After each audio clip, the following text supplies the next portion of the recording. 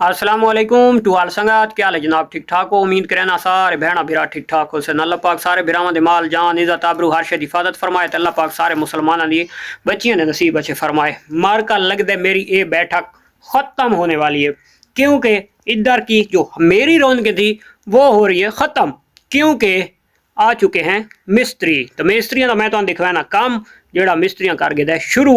एक गिनो चेक करो जी, मिस्त्री पहुंच गया नमाज पढ़ने वास्ते। व्लॉग स्टार्ट करें तो पाया जोहर की नमाज वेले ये दीवार इत्थों इत्थे मेरा दरवाज़ा होंदा आई, इत्थे मेरी धूम 3 खलोंदी होंदी आई, इत्थे जनाब मेरा सारा सिस्टम होंदा आई, लेकिन हमारा होने वाला इधर से ख़त्म।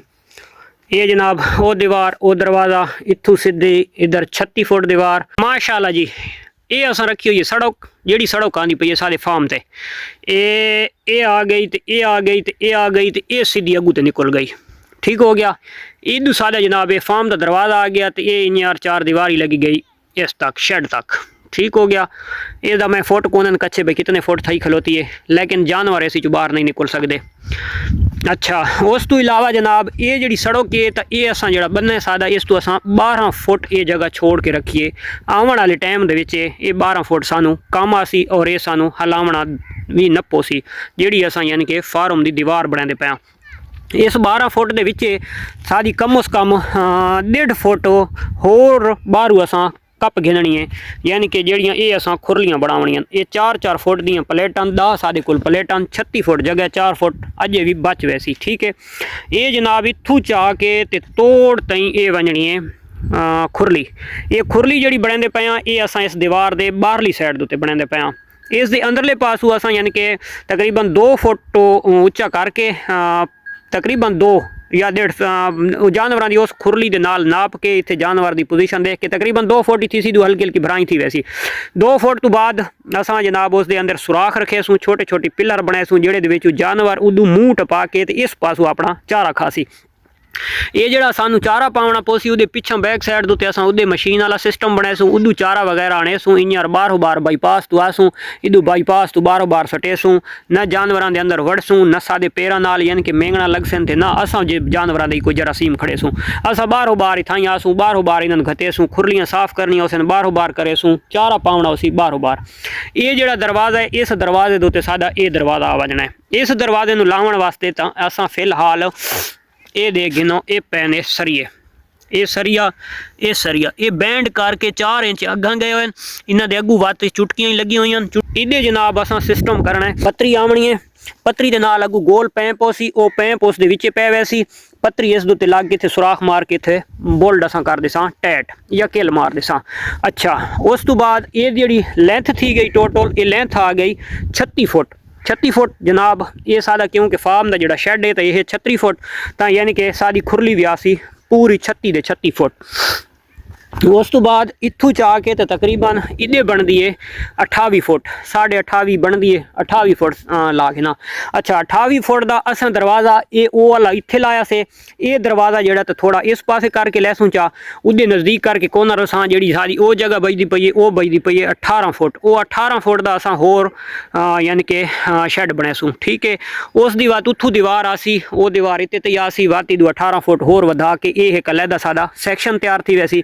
इस अलहदा सैक्शन दे विच या तो असा यानी कि ब्रीड वाले जानवर रखे सूँ, यानी कि जड़ियाँ भेदां डिलीवर कर वैसे उन्होंने अलहदा करे सूँ, या जेडे असा अगर कोई मेल दे काम करे सूँ तो वो मेल भी असा उन्होंने ताकि अलहदा रख सकसा।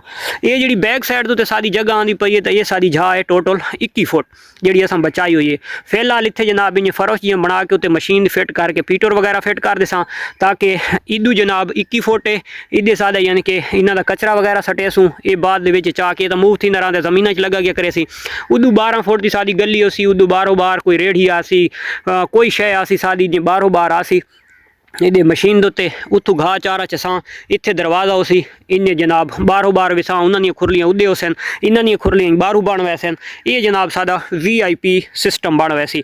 उस तो इलावा अगर सानू होर मजीद यानी कि ओपन शेड की जरूरत पोसी तो असा जी इदू दीवार छिक के आवनी है इस साइड तो ये सारी इधे आसी टोटल तकरीबन 14 ते 14 फुट का शेड आवड़ सी। उस तो बाद अगर 28 फुट असी 28 फुट की असा दीवार उत्ता सीधी छिक के ओदा ओपन अगू पिलर दे के असा ओपन उन्होंने शेड बना दिसा। इत्थे सादे रासन जानवर अगर इहदी गल करां तां इदू सादी फुल रेड हो सी इस पासे। ये जिहड़ा असां थल्ले वार देंदे पे इस वार दे उत्ते असां हर तकरीबन 5 तो 6 फुट उत्ते असां सुराख रखे सूँ ताकि जिहड़ा छत वाला पानी है जिहड़ा फार्म वाला पानी हो सी तो इसकी कम अज़ कम 1 फुट तो ज़्यादा इस पासे ढलान है रेड़े तो यानी कि पानी जिन्हें आसी वो डायरेक्ट उतों निकल सी तो डायरेक्ट पर निकला वैसी। ठीक है असां यानी कि परले पासों बंधना चाहते सां ये जितने सारे इतने पौधे हो सन उन्होंने खेल बनी हो सी कदा को बारिश वगैरह ज़्यादा थी सादा पानी इतना ही सादी वैसे तो रेत जल्दी पी वेंदी है तो सादा पानी सारे दरख्तों तक महदूद रहा पर हाँ खाले दे विच कोशिश करसां न वने क्योंकि जितना वैसी तो गारां लासन ते गारां लासन तो सादी दू जमीन नू छिक छोक के रेत इधे घेन वैसी क्योंकि वो कितना झिक्का कम अज़ कम 18 फुट जी 20 फुट झिक्का खाला पिए तो ये सीन है। तो असां इस पासों यानी कि अपनी एक बन्नी दिसां चा ताकि न इधे पानी त्रुटे न वने न पराया खाला भरे तो न सादी दू मिट्टी नू खराब करे। तो ये जनाब इदू दा व्यू है। ये ईटा मैनू लगदियां इस दीवार नू पूरा करा के ते सानू खैराबाद आखसन ते एक डाले दे उत्ते 1000 ईट एक डाला घेना है तो वो पोजीशन दिखसा तकरीबन एक डाला अगर सानू मंगावना पिया तो नो प्रॉब्लम एक डाला आन के ये दीवार असां ये जो सैक्शन असां क्लियर करेंदे पे ये इंशाल्लाह जल्द अज जल्द क्लियर कर छुड़सा।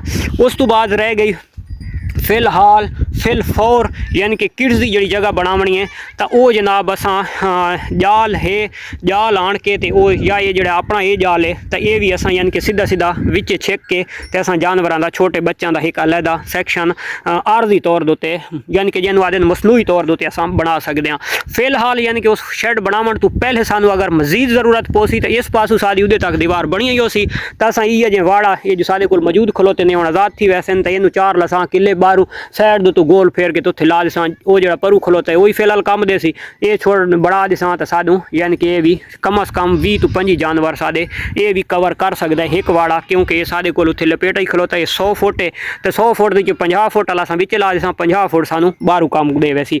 तो उम्मीद करें अज की वीडियो आसी मेरे दोस्तों पसंद अगर मेरा आइडिया दे विच कोई थोड़ी बहुत चेंजिंग करनी है तो तुसां मेरे नाल कमेंट सैक्शन के या जिन्होंने दोस्तों को मेरा व्हाट्सअप नंबर है तो उस भी मजीद सारी रहनुमाई कर सकते हो। तो मिलते हैं इंशाल्लाह नेक्स्ट वीडियो तब तक देसो इजाज़त अल्लाह हाफिज़।